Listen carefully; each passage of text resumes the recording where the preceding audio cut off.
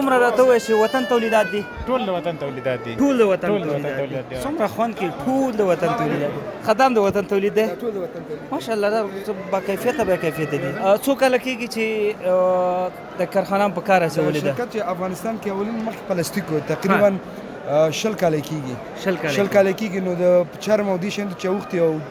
12 کاله کېږي خوشاله د خپل سرمایه گذاري نه شکر او خسي حالات څنګه دي څوک په تنګي نه نه نه شکر الحمدلله زمينه مساعده ده خسي ده هغه خلک چې خپل سرمایه په نورو ځای کې کلک کړي څه وایي ټول نه درخواست چې راشي خپل وطن ته خپل وطن کې دا هغه سرمایه چې خارج ته وړي راوړي افغانستان کې کیفیت دي کنه